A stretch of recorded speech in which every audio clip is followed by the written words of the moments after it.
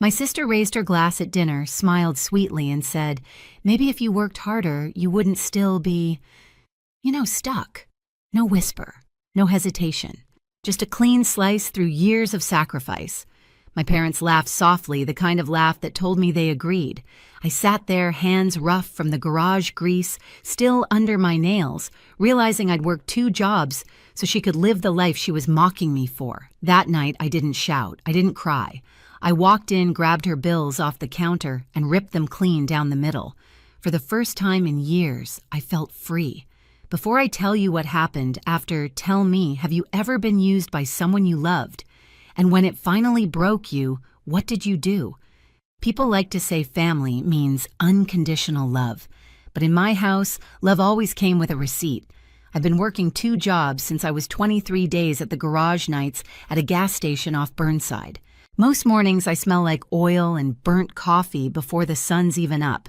I used to tell myself it was temporary, that the exhaustion meant something.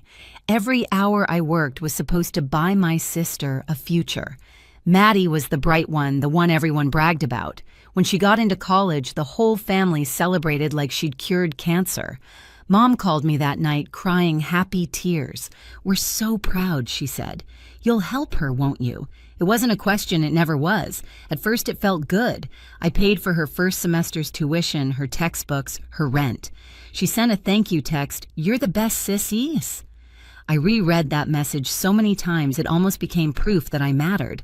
But gratitude fades fast when entitlement grows. Soon she stopped asking, she just sent bills. Tuition's due. My card got declined. The electric's late again. Every message started to sound like a command. I'd open my banking app, move the money, and tell myself she'd pay me back after graduation. But deep down, I knew she wouldn't. While I skipped meals to keep her lights on, Maddie filled her feed with rooftop dinners and designer bags. Had hard work pays off. The first time I saw that caption, I laughed out loud, the kind of laugh that hurts your throat. I showed Miguel, a coworker at the garage, one of her posts. "She doesn't appreciate you," he said, wiping sweat off his neck. "You're breaking your back for someone who's breaking your spirit." I told him he didn't understand. "She's my sister." He looked at me for a long moment, then said quietly, "Exactly." That night I got home around midnight, dropped my boots by the door, and opened the envelope with her latest rent notice. The amount circled in red was higher than my monthly paycheck. My stomach twisted. I thought about how many oil changes it took to pay for her weekend brunches. I told myself I'd say something, set boundaries, but the next day came and I didn't. Instead, I wired the money again because that's what good sisters do, right? We hold the line until it breaks us. But something in me was starting to splinter. Every shift felt heavier, every dollar smaller. I could feel a storm building, quiet but steady under my skin. And the thing about storms is they always find their moment to break. It started small, the kind of moments you could almost excuse if you wanted to. Maddie called one night, her voice sugar sweet but clipped. "Hey, the landlord raised rent again. Can you cover it till next month?" I was in the garage, halfway under a pickup, my phone wedged between my shoulder and cheek. "Didn't I just pay last week?" She sighed like I was inconveniencing her. "Yeah, but this is different. I'll pay you back, promise." She never did. That's how it always went. The emergencies never stopped. They just changed names, textbooks, new laptop, car insurance, a little extra for groceries. I wanted to believe she was struggling, but each lie came dressed in designer clothes on her Instagram feed. Every post felt like a slap, cocktails on rooftop bars, weekend getaways. The caption, "Manifesting abundance." I didn't confront her. Not yet. I was raised to keep peace, not start fires. But the peace was starting to choke me. Miguel noticed first. "You look dead tired," he said during lunch break, handing me a bottle of water. "Just long hours." He tilted his head. "You still sending money to your sister?" I didn't answer. "He didn't need me to." He shrugged. "Some people only love you as long as you're useful." That line stuck in my head for days. Then one Sunday, I called home. Mom answered cheerful as ever. "Maddie says you've been a bit short with her lately." "Short," I repeated. "I've been paying her rent, Mom." Mom's tone sharpened. "You know she's in college. You should be proud she's doing so well. She needs you." The guilt rolled over me like a wave. Somehow, even after everything, I still wanted her approval. But something cracked the night Maddie called about her study abroad plans. Paris, she said, like the word alone justified the price tag. It's a once-in-a-lifetime opportunity. You'll handle the payments, right? I froze. Maddie, I'm barely keeping up as it is. Oh, come on. It's not like you have other expenses. You don't even travel. That one hit harder than she knew. My silence stretched. She laughed nervously. Don't be so serious. You're the practical one. You always figure it out. When the call ended, I sat there staring at my grease-stained hands, the same hands that had paid her way through every dream she'd ever had. And suddenly I hated them, not because they were dirty, but because they'd built a life she used to look down on. I didn't know it yet, but that conversation was the beginning of the end. The night of the family dinner, I almost didn't go. Miguel told me not to. You already know how it's going to be, he said, tossing me a rag to wipe the oil off my hands. He was right, but guilt wins over instinct. It always does. When I walked into my parents' house, it smelled like rosemary chicken and something expensive like perfume that didn't belong to anyone who'd earned it. Maddie was home for the weekend, glowing with that new brand confidence people get when they've never had to worry about a bill. She hugged me like it was a performance tight enough for everyone to see, but hollow where it counted. Dinner started harmless. My dad asked about work. I kept it short. Mom asked if I'd been saving up for a house yet. I said, trying. Maddie rolled her eyes. You've been saying that for years. Then she turned to her phone, showing my parents photos of her trip with friends. Next stop, Paris, she said, like she was announcing her own coronation. Mom clapped her hands. Our little traveler. You'll help her, won't you, Helen? The words landed like a command, not a request. I swallowed hard. Maybe it's time Maddie got a job. That's when she looked right at me and smiled the kind of smile that cuts without drawing blood. Maybe if you worked harder, you wouldn't still be, stuck. The table went silent. Forks froze midair. My dad shifted uncomfortably. Mom stared at her plate. Nobody spoke.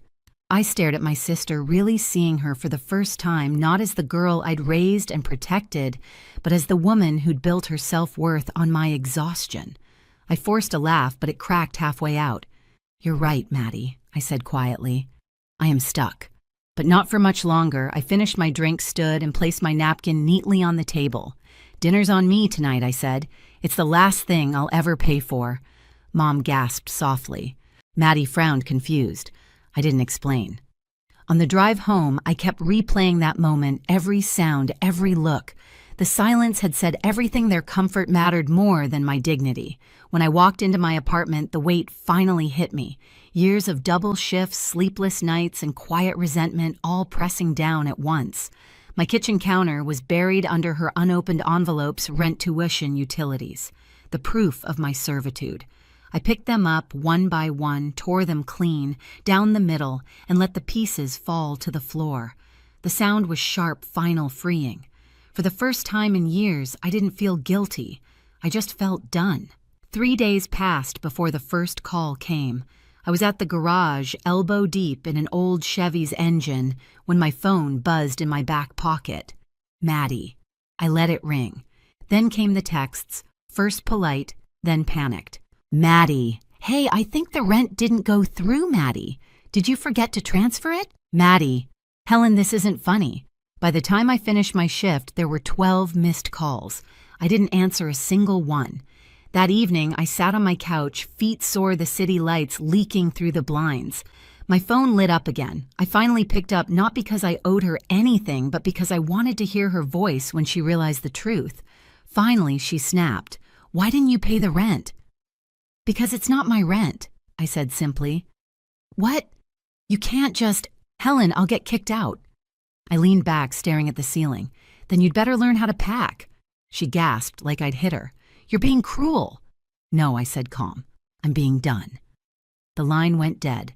The next morning, Mom called. Her tone was icy. What's going on with you and your sister? Nothing, I said. That's the point. She's panicking, Helen. She says you've abandoned her. I haven't abandoned her, Mom. I've stopped funding her. You're being heartless. She's family. Family doesn't mean indentured servitude. Mom went silent. I could hear Dad in the background muttering, we always knew she'd turn selfish. I hung up before the words could land. By the end of the week, Maddie's desperation had turned theatrical. She showed up at my apartment door without warning, mascara-streaked hair undone, clutching her phone like a weapon. "You can't just cut me off," she said the second I opened the door. "I just did. You don't understand. I have bills, classes, a lease." I folded my arms. "You have responsibilities. That's new for you." Her lip trembled. "I can't move back home, Helen. Mom and Dad can't afford it. That's not my problem anymore." Her voice cracked. "You're supposed to help family." "I did," I said quietly. "For years. You just never noticed." For a long second we stood there, neither of us moving. I could see her pride fighting with panic. Then like a switch, her eyes hardened. "You think you're better than me?" she hissed. "You'll regret this." Maybe I said closing the door, but at least I'll sleep tonight. That night the messages started again, but not to me. Maddie had gone public, her social feed filled with vague posts. Sometimes the people closest to you turn out to be the coldest. Betrayal hits hardest when it's family. Mutual friends reached out. Some asked what happened. Others sent screenshots of her new GoFundMe link captioned, "Blindsided by betrayal trying to get back on my feet." I laughed so hard I nearly cried, but the laughter faded when my Aunt Teresa called. "Helen, what's all this online about you cutting Maddie off? Everyone's talking." I sighed. "Let them. I've got nothing to hide." Teresa hesitated. "You know, people are starting to see through her little sob story. Just hold your ground." I did. For weeks I stayed quiet. Let her narrative run wild. Let them all wonder. Then Mom called again, this time crying. "She's losing everything, Helen. Please, can't you help her one last time?" "No," I said simply. "I've done my part. She's your sister and I'm her victim," I replied. "That's family too, isn't it?" The silence on the line was deafening. A few days later, Maddie's landlord called me directly. Apparently, Maddie had listed me as her emergency payer. "She's behind on rent again," he said. "I assume you'll handle it." "No," I said, smiling faintly. "I assume she will." That night, I got one last text from Maddie. "You'll regret this. You've ruined my life." I typed back, "No, Maddie. I just stopped financing it." And then I blocked her. I thought that was the end, but entitlement doesn't die quietly. 2 weeks later, Mom called again, frantic. "You have to talk to her," she said. "She's gone too far." "What happened?" "She maxed out a credit card in our name. We didn't even know she had it." I sat there staring at the wall, half in disbelief, half in grim amusement. "How much enough to ruin our credit?" Mom whispered. "We can't pay it." For a second, I almost felt sorry for them. "Almost. You told me I was heartless," I said. "Now you see what happens when you keep feeding someone who only takes. Please, Helen, help us fix this." "No," I said again. "You raised her. You can clean up her mess." When the call ended, I stood by the window watching the streetlights flicker against the rain. It wasn't satisfaction I felt, it was peace. The kind that comes after a storm finally breaks. But peace never lasts long in a family built on guilt. That weekend, Mom hosted a small gathering. I hadn't planned to go, but Aunt Teresa called and said, "Maybe it's time you tell your side." So I went. The minute I walked in, the room fell quiet. Maddie was there, pale eyes ringed in red. She avoided my gaze. Mom started Helen. "Maybe we can talk calmly." "No," I said, stepping forward. "Let's not pretend this is calm." I looked at Maddie. "You want to tell them why you can't afford your lifestyle anymore?" She glared at me, silent. So I told them myself.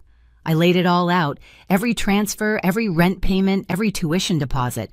I didn't raise my voice. I didn't need to. I just spoke. "Every luxury dinner you saw on her feed," I said, "every trip, every new bag, those weren't her rewards. They were my overtime." Dad opened his mouth, then shut it again. Mom's hands trembled. Maddie's lips quivered, caught between rage and shame. Finally, she shouted, "You're lying!" I reached into my purse, pulled out a stack of folded papers, copies of payments, bills, receipts, and dropped them on the table. "Then explain these." Silence. Just the sound of paper rustling under her shaking hands. When she looked up, her face was drained of color. "You ruined me," she whispered. "No, Maddie," I said softly. "You did that yourself." I turned to leave, but before I reached the door, I looked back one last time. "You all taught her she could take without giving," I said. Don't act surprised that she finally took too much. Then I walked out. Outside, the air was cold, clean, almost electric. For the first time in years, I didn't feel small. I wasn't the loser anymore. I was the lesson. A month passed before I heard from anyone again. Word got around fast Maddie had been evicted. She'd moved back into my parents' house, dragging her suitcases in shame through the same front door she used to brag about never needing again. Mom stopped posting family photos. Dad avoided my calls. The silence told me everything. Miguel asked one night while we were closing up the shop, "You ever think about talking to them again?" I shook my head. "I already did. They just didn't listen." I went home, sat by the window, and looked at my hands, still rough, still stained, but steady now. For the first time, they were working for me. Maddie could twist stories, Mom could guilt trip, Dad could ignore, but none of that mattered anymore. The weight I'd carried for years was finally gone. I didn't win a fight. I just walked away from one I should have never been in. I used to believe family meant sacrifice. Now I know it means responsibility, especially to yourself. Some people will call you selfish the moment you stop letting them drain you. Let them. Peace is louder than their guilt. I spent years mistaking sacrifice for love, thinking that bleeding for others proved my worth. It didn't. Setting boundaries did. My sister still blames me for her downfall. My parents still whisper that I changed. Maybe I did because this time I chose myself. If you've ever been the one holding everything together while they took you for granted, I see you. Tell me, what was the moment you finally let go? And if this story hit home, stay a while. There's more to tell.